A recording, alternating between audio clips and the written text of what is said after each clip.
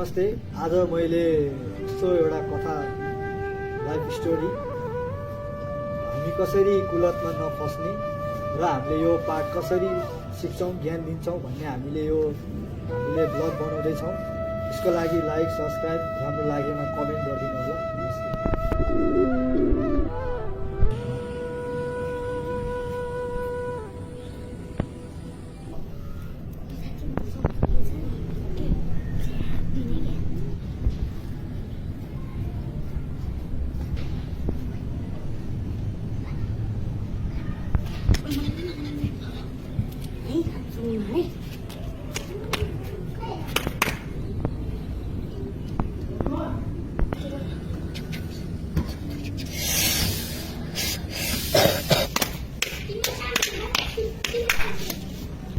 यिनीहरूले मलाई गाड पो राख्यो भने यार मलाई नि तान्ने मन त थियो नि।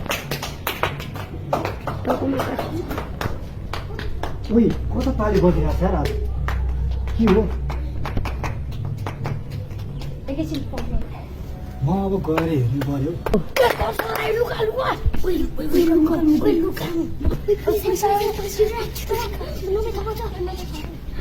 क्यामेरामा यस्तो गनाइरहेछ यार आज के हो? यस्तो गनाइरहेछ त आज के गरिरहेछ यिनीहरू?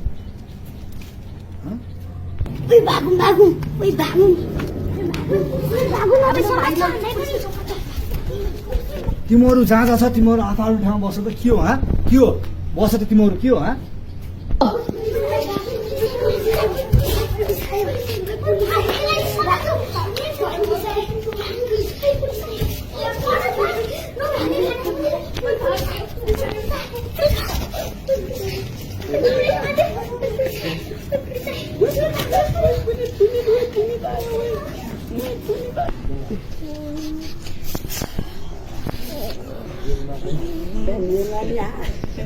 मैले यहाँ अघि एकजना देखाएको थिएँ, कहाँ गएछ? ओइ ओइ ओइ तँ यहाँ आइज ओइ।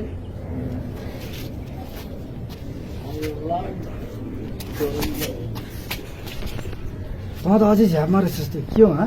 यहाँ आइज त यहाँ आइज भन्नु होस्।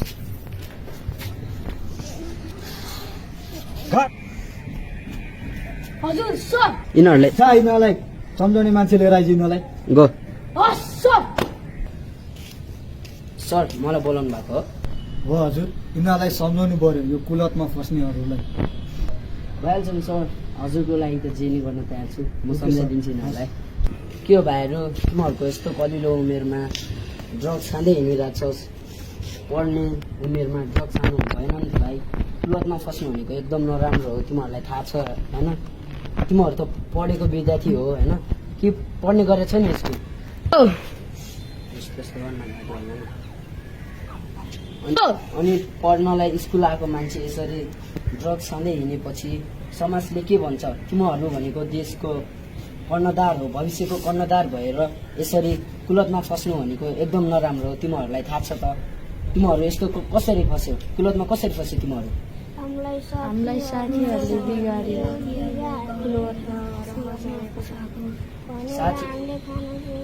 साथीहरूले भन्ने बित्तिकै साथीको सङ्गत गर्ने हो। सबजना कुलतमा फस्ने गरी कुलतमा फसेको साथीको सङ्गत गर्ने होइन नि त। तिमीहरू पढ्नको लागि राम्रो प्रयास गर। अझै नै केही बिग्रेको छैन। तिमीहरू कुलतमा फसिसकेका छैन, फस्न खोज्दैछौ। यसरी फस्ने काम नगर हेर भाइ बहिनीहरू। त्यसैले तिमीहरूलाई म आज यति नै सम्झाउँछु। अनि तिमीहरू आजदेखि राम्रोसँग पढ र एउटा आमाको असल छोरा, एउटा टिचरको असल विद्यार्थी भएर देखाउनु पर्छ। हस् ठिक छ भाइहरू, यस्तो गर्नु पर्दैन होइन? हात पनि खोल्दै होइन, हात नि खोल्दै। तिमीहरू अबदेखि राम्रो बाटो हिँड्नु, ठिक छ? राम्रोसँग पढ्ने ल। यति भन्दै तपाईँहरूलाई यो भिडियो कस्तो लाग्यो होला? राम्रो लागेमा लाइक गरिदिनु होला, कमेन्ट हालिदिनु होला। हामी फेरि यस्तै भिडियो लिएर आउने नै छौँ तपाईँहरूको सामु अगाडि। ल धन्यवाद।